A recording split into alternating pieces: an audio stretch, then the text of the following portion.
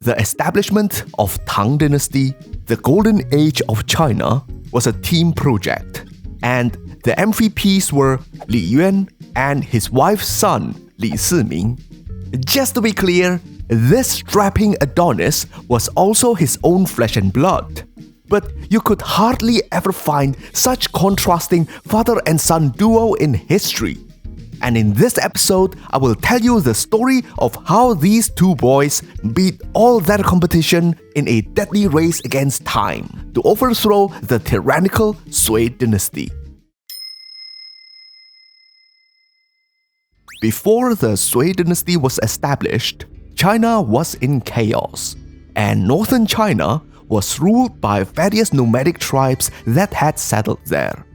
Li Yuan, the sentimental family man, was born in the year 566 in one of those states, the northern Zhou dynasty. His mother, who was of nomadic Xianbei descent, had a sister who was married to the man who established the Sui dynasty, Yang Jian, his uncle.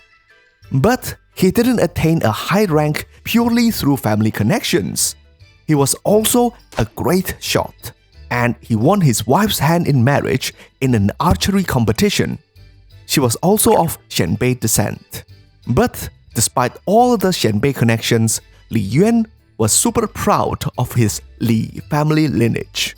He claimed to be a member of the prestigious Li clan from Longxi, and among his ancestors were legendary figures such as Li Guang, the flying general of Han Dynasty, Li Xing, a famous general of Qin Dynasty, and Lao Zi, the author of Dao De Jing.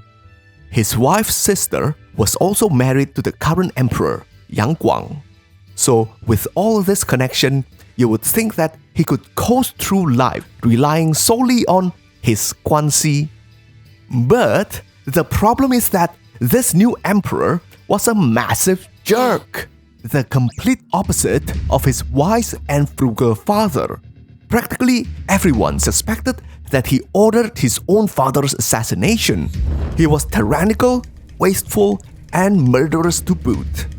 Countless peasant lives were lost as they were worked to death in mega projects such as the rebuilding of the Great Wall and digging the Grand Canal. And the death count kept rising by the thousands as he launched wars to all corners of the empire. He was considered one of the worst tyrants in Chinese history. The main difference between him and historical tyrants such as Qin Shi Huang and Han Wudi was that he was an incompetent loser. His father had once failed in his invasion of Goguryeo Korea in 598. So in 611, he gathered the largest army the world may have ever seen. If the records can be believed, it was over 1 million troops and millions more in supporting role. He completely dwarfed the Goguryeo army. Yet, his invasion in 612 ended with utter crushing defeat, with devastating number of casualties. That failure led to a series of rebellion as he tried to raise more troops for another invasion. No, not the Koreans! Anything! I will fight anything but the Koreans! Peasants and officers rebelled against the empire. So Yang Guang cancelled his next invasion and sent his official Wang Sicong to deal with them. This dude wasn't a good egg either. He was competent, yet evil. In one instance, he promised a group of rebels safety if they were to surrender. But once they did, he massacred all 30,000 of them. Yang Guang really didn't give a damn about the rebels. He was more concerned about his projects and leisure, so he went to inspect the Great Wall up north. As for what would probably be a greater threat than the rebels at the time, was the Eastern Turkic Khaganate. His father, the late emperor, had politically neutralized them.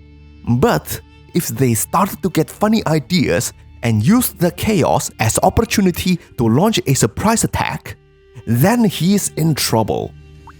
Yep, he is in trouble. Information about his visit was leaked, and they surrounded him with a massive force. Oh, looks like the story is ending early, and the Sui Dynasty is about to collapse. But not if Li Shimin had anything to say about this. 16 years old Li Shimin was just a junior officer at the time. He was once described to be as gracious as Liu Bang, the founder of Han Dynasty, and as bold as Cao Cao, the famous Three Kingdoms warlord. As the Turks saw what seemed to be a massive army approaching them, they had no choice but to retreat. However, that was just a ruse. Li Shimin had come up with the idea to deceive his enemies into thinking that the army he was riding with was much larger by carrying more flags and beating more drums. Apparently, he also had the brilliance of those legendary figures. At this point, the Li family was still loyal to the Sui Dynasty. Li Shimin's father, Li Yuan, was recently made the governor of Taiyuan, in charge of suppressing the rebels and defending against the Turks. But as the rebellion intensified, in 616, the father and son duo could clearly see that the days of the Sui Dynasty was numbered. But Li Yuan would never dream of lifting a finger against the empire, especially when his other family members were held near the capital. If he was to even breathe funny, then their lives would be forfeit. Father, the emperor is an evil man, and his empire is crumbling. I've gathered a band of rebels. It is time to rise up. What? That's treasonous! I will report you to the emperor myself for even daring to say that. No, he won't. But I can't. Because Li Yuan was a massive softie when it comes to his own family members. He may have played with the idea of rebelling himself, but the current emperor was still his first cousin after all. So it took a lot of convincing to change his mind. He hadn't been doing a great job suppressing the rebels, and an imperial inspector was coming to question him. If that inspector were to also know that he had been having a bit of fun in the imperial harem, then he would be in serious trouble. Look, my wife had passed away. I was lonely, okay? Knowing that he would be executed either way, he was blackmailed into joining the rebellion. He may not have his son's courage, but this daddy is a smooth operator. He knew that the first thing he needed to do was to secure the safety of his family members. So he spread rumors that the emperor is preparing for another invasion of Goguryeo and incited another round of rebellion. Pretending to be overwhelmed by the rebels, he sent out Li Shimin and other officers to conscript soldiers from other districts. He also sent out secret envoys to smuggle his family members out of the empire's grasp. But unfortunately, they were kept on tight leash. His daughter couldn't make her way to him and decided to hide where she was, near the imperial capital, Chang'an. But she knew how to handle herself, she said. With this assurance, Li Yuan finally launched his rebellion. They knew that this is not going to be an easy ride. The clock was ticking, and many dangers were creeping towards them. The emperor, not caring about the dire situation of the empire, had taken a leisure cruise to the city of Jiangdu in eastern China. So their main objective for now is to take the capital, Chang'an, before he and his army could return. The Turks were also a threat. They could strike them from behind at any time, so he struck a treaty with them and rented some of their best cavalry warriors. But he had to put up a strong front against them at all time. If the Turks, whose totem animal was the wolf, could smell any sort of weakness, then he would become their prey instead. Nevertheless, the rebellion is on, baby! In the last few years, there was a prophecy spreading around China. It said that someone with the surname Li would become the next emperor. And could that person really be him? He thought.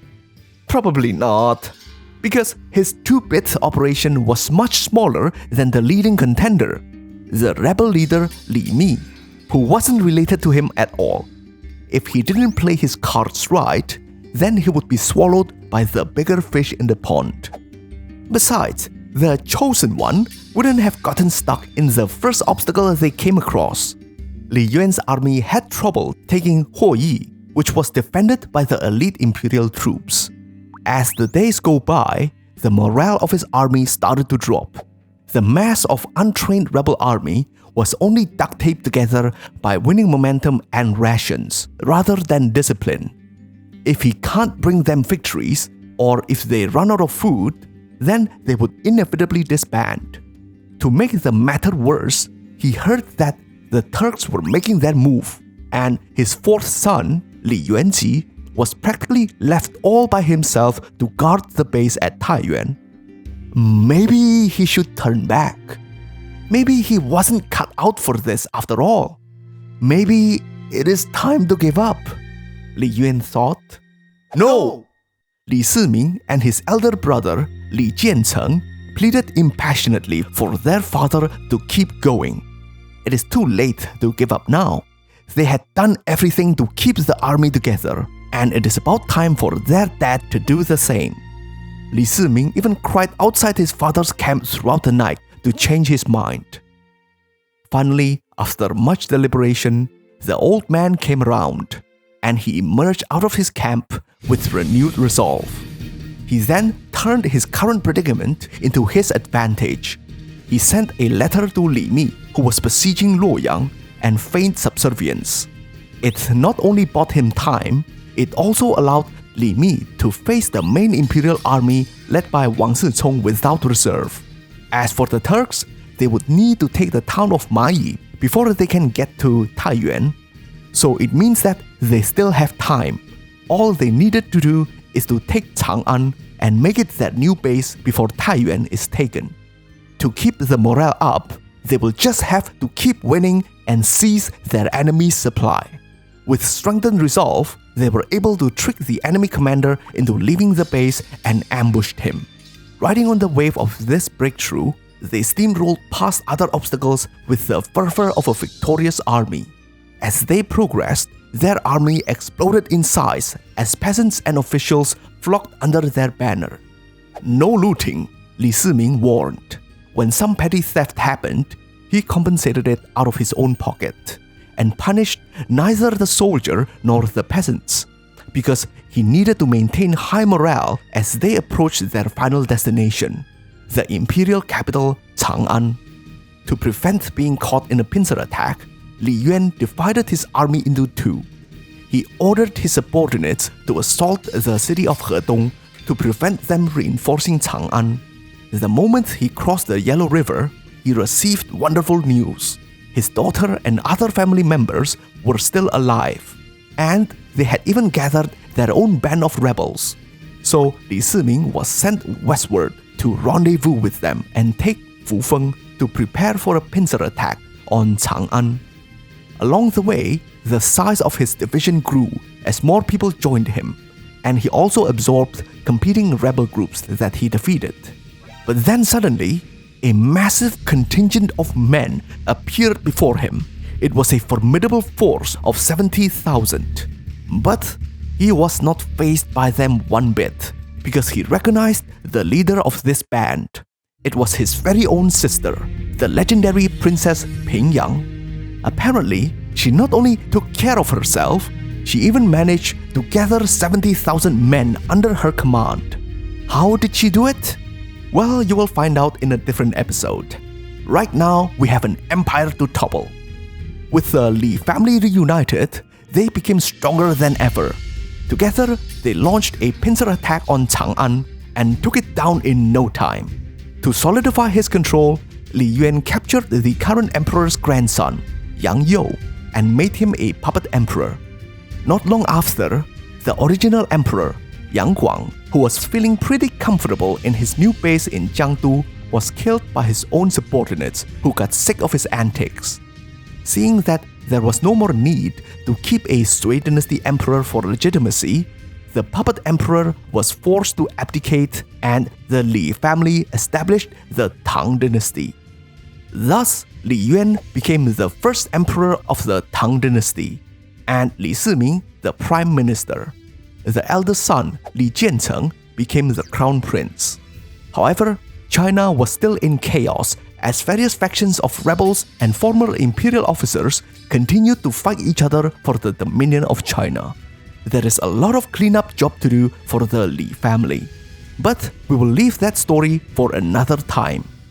On the next episode, we will cover a slightly related topic: the evolution of Taoism, Tang Dynasty's official religion. So subscribe to the channel if you don't want to miss it. If you would like to participate in the discussion and vote on future topics, then be a bro and join us on Patreon. You can also help the channel by liking, sharing, and commenting because it boosts the algorithm. Until next time, stay cool, my bros.